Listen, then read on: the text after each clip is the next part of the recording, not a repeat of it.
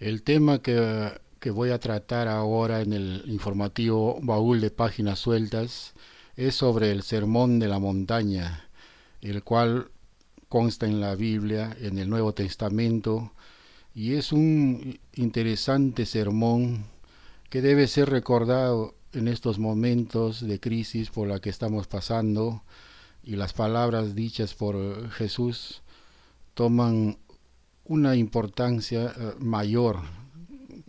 Siempre cuando hay crisis nos ponemos a pensar en el infinito, en Dios, a reflexionar, y ese tema es muy interesante. El Sermón de la Montaña es el título de este artículo que escribí, que consta en la página de Facebook Federico Morante Trigoso.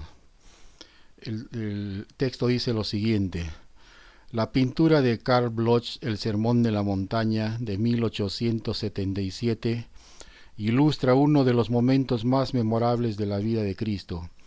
Ese sermón, esencia del cristianismo, fue realizado después del ayuno de Jesús por 40 días y 40 noches, donde es tentado por el diablo. Al vencer esta prueba, inicia su ministerio en Galilea, llamando a sus discípulos, sanando a los enfermos y predicando a grandes multitudes. San Mateo relató esta historia en su Evangelio de la siguiente forma, y consta en Mateo capítulo 5, versículo del 1 al 11. Y al ver las multitudes, subió al monte y se sentó, y vinieron a él sus discípulos, y abriendo su boca, les enseñaba, diciendo: bienaventurados los pobres en espíritu, porque de ellos es el reino de los cielos. Bienaventurados los que lloran, porque ellos recibirán consolación. Bienaventurados los mansos, porque ellos recibirán la tierra como heredad. Bienaventurados los que tienen hambre y sed de justicia, porque ellos serán saciados. Bienaventurados los misericordiosos, porque ellos alcanzarán misericordia. Bienaventurados los de limpio corazón, porque ellos verán a Dios. Bienaventurados los pacificadores, porque ellos serán llamados hijos de Dios. Bienaventurados los que padecen persecución por causa de la justicia, porque de ellos es el reino de los cielos. Bienaventurados sois cuando por mi causa os vituperen y os persigan, y digan toda clase de mal contra vosotros, mintiendo. En esos momentos, todo el territorio donde se desarrolló la vida de Jesús estaba bajo el dominio del Imperio Romano. La gente vivía cautiva y sometida a ese poder. En ese contexto de sujeción, las palabras de Jesús de Nazaret eran escuchadas como un consuelo y una esperanza, dando un sentido a la vida de esas personas. Durante ese sermón, Jesús enseña a sus discípulos la manera de orar, les manda a buscar primeramente el reino de Dios y su justicia, y les imparte diversos consejos. En un momento les dice, según Mateo capítulo 6, versículo 24, ninguno puede servir a dos señores, porque o aborrecerá al uno y amará al otro, o se apegará al uno y menospreciará al otro. No podéis servir a Dios y a las riquezas. La esencia de la frase "no podéis servir a Dios y a las riquezas" debería ser rescatada en estos momentos donde se ve el mal comportamiento de muchos políticos, líderes religiosos y personas en diversos países. Lo que hay es una gran manipulación de los fieles y la utilización de incontables métodos para enriquecerse mediante la fe y la religiosidad de la gente. Hasta ha surgido la llamada teología de la prosperidad, por medio de la cual se justifica la riqueza adquirida como si fuese una obra divina. Ser rico y multimillonario sin rendir cuentas a nadie no es pecado, pues, de acuerdo con esta teología, esto es un premio o una primorosa cosecha de todo lo que con mucho esfuerzo se sembró. Así, ser rico no se contrapone a no podéis servir a Dios y a las riquezas.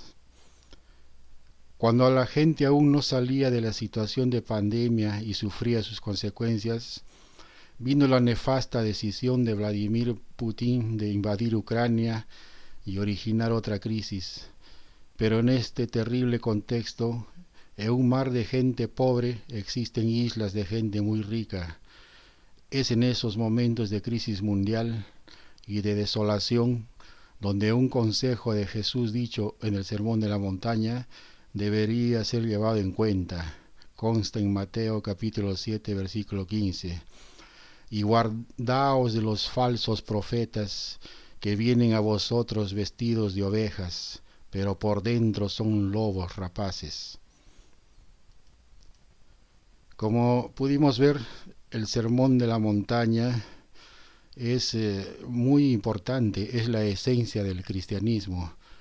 Leerlo es bastante interesante, es mucho más largo del resumen que yo hice, pero nos trae, ¿no?, en la actualidad, 2000 años después, en momentos que Cristo pasaba, también estaba sometido a crisis. Era una época, ¿no?, dominada por el Imperio Romano, donde la gente de la región, ¿no?, de Galilea, Israel, toda la parte, ¿no?, que corresponde ahora al Oriente Medio, estaba bajo dominio del Imperio Romano, y sus palabras vinieron a traer consuelo y esperanza. Hoy en día lo que vemos, como fue mencionado en ese artículo, es mucha manipulación. Hoy en día reina la hipocresía. En Semana Santa muchas personas se golpean el pecho, piden perdón, pero después siguen sometiendo a las personas, acumulando riqueza, mala vida. En la política vemos cómo está tan corrompida. Por todo lado vemos corrupción a extremos, gente acumulando gran cantidad de dinero, y sabemos que la corrupción mata, porque el robar el dinero de los impuestos retira la posibilidad de construir escuelas, de construir hospitales, de comprar remedios. Pero las personas que hacen eso parece que no sienten nada, parece que tienen un pensamiento así de psicópatas, que no tienen ningún arrepentimiento, no sienten nada, ¿no?, por todo eso, y acumulan millones de dólares, lo guardan en paraísos fiscales, y todo eso es dinero de un país, ¿no?, que podría salir al desarrollo. En el actual momento, en el Perú, en Brasil, pasamos por crisis terribles, ¿no?, donde vemos a gente comprando para sobrevivir cosas tan simples, ¿no?, como huesos en las carnicerías, comprando gramos de carne para poder sobrevivir. Y por otro lado vemos personas, políticos que organizan fiestas donde el vino, una botella de vino cuesta 30.000 reales, aproximadamente 20.000 soles. Y eso es inconcebible, ¿no?, cómo se hace esa riqueza.